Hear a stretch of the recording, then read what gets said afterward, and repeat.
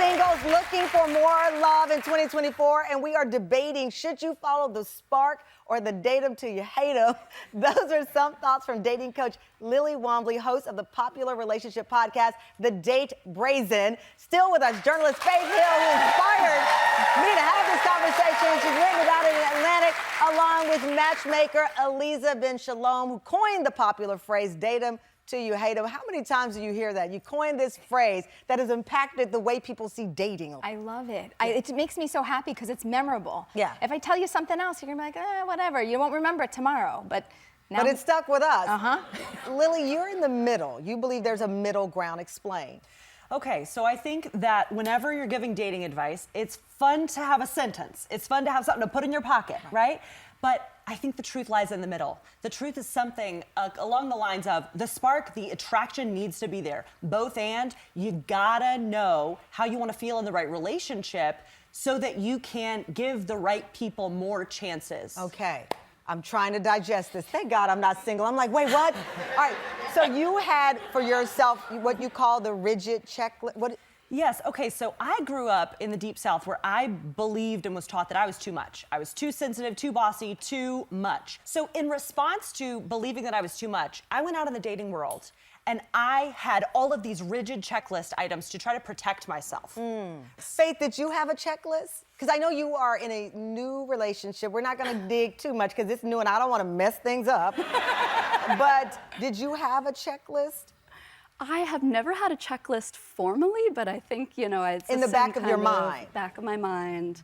And I'm trying to find that sort of same middle ground, that's like not expecting the spark, but... You probably know more what you don't want than what you do want. She could tell you what she doesn't want. Okay, so is it okay to want, because is that rigidity if you know more of what you don't want, or is it normal? Well, it's helpful to know what you don't want, because when I see it, I'm like, no. Okay, but it's really helpful to then figure out the other pieces of the puzzle. So that gives you like one part of it, which is like, okay, not you, but then there's a whole bunch of yous out there and you guys are all maybe.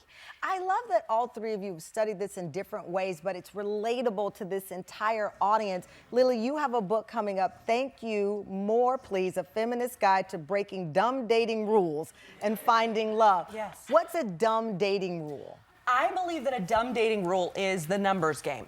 What does that mean? The numbers game, go on all the dates. You never know. Give everybody more chances, even if you know in your body that it is not right for you.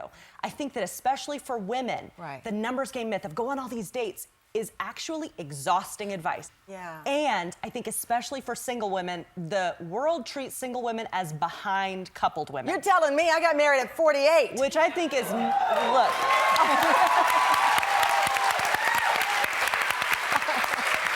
Never in my career did I expect to get applause for getting married at 48. But again, that speaks to where we are. I mean, people said a lot of things. And those things aren't true. Yeah. Single women are not behind coupled women. And we're not damaged goods and all of these things. But Aleeza, you've discovered that there are 3 different types of daters. Yeah, this is a fascinating thing. 15% are I people, 15 are you, and about 70% are we. How many people like this? You go out on a date, they walk in the room and you go like this, no. You're an I person, okay? The we people, they walk into the room, they're like, maybe, could be, right? You give them a chance, right? That's giving them a chance, Yeah, right? the you people walk in and they feel, this is a you person, a reformed you person, but she like you walk in and you feel, something doesn't feel right. But you're gonna give them a chance because you're open-minded. You're not gonna go like, and you give them a chance. So you've got the knowers, the thinkers, and the feelers. Right, I think I was like Lily and Faith when I was single. I was somewhere in the middle, it depended. Yeah. But I can't lie, a couple of times I saw them like, whoo, he's right looking and I need that. And that was, I did, and they didn't turn out good. No. But no, I see, that's thought the problem. The exciting ones, the ones that you're like, woo, yes. Yes. Yeah, they're like, no. Yeah, They're fireworks people will and be gone. surprised in my day. I mean, if somebody had tattoos, it was a spark. It was a spark, especially ones like the sleeve. I know this lady in the front. But the spark isn't bad either, because shouldn't we want a little of that? I think that my version of how to get in the middle of all these things, the spark or, the slow burn, is what I call my essence-based preferences. This means defining how you want to feel inside of the right relationship. Okay. And using that as your metric for whether or not to go on another date is exactly what will get you into the best relationship of your life. That's what you think. And so you're That's with what I Chris think. for your husband, Chris? Yeah, my husband. When we met, I was recovering from my rigid checklist days. I was recovering from toxic situationships. And he made his interests known, okay? Okay, Lily, I'm looking at your husband. That's a spark. I mean, this guy walks in the room. You're not gonna be like, No, there was interest there. Right. I got a tingle, right? I'm not saying that you don't get to have the tingle. Right. Have the feelings that you want to Yeah. have. Both and. I was overthinking so much.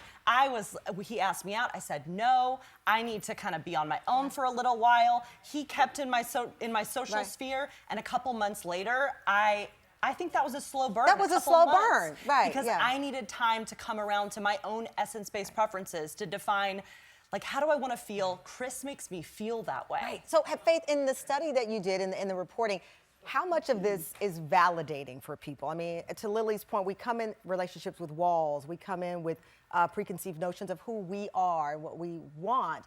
But then there's just natural evolution and wanting more love and wanting a special connection. Mm-hmm. On the one hand, like, you can't expect it to be perfect right away. But on the other hand, like, I think people deserve to feel excited. And I think some people, like, sort of feel like that's too much to expect. I think it's just sort of finding that middle ground. I like to think of it as like a soft glow rather than fireworks. I like a soft, I like Yeah. that. That's a good term, Aleeza. I know you have big news reveal. Your Date 'em Till You Hate 'em philosophy is also the title of an upcoming book. Congratulations. Congratulations. Thank you. It's kind of a secret that's not a secret anymore. Good job. I love that. Yeah. They didn't even tell me. I had to look over it's- because they were keeping it a secret from me because I'm yeah. obsessed with this. Can I just mention, I'm Yeah. obsessed with this topic. Yeah, so you're gonna see it come out in the fall. You've been an expert for 15 years. What's the goal?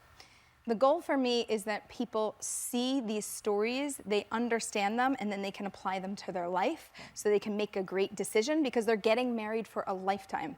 Hopefully. And please God.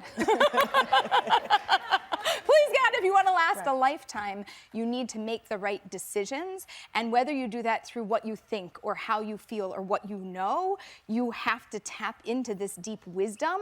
And my goal is that you have all these understandings so that you can make sense of it all. It's very confusing, like you said, and this gives us a place to springboard from and go, oh, that makes sense. Okay, now I know how to do it. I'm going to try this on for size. Maybe that's going to help my dating.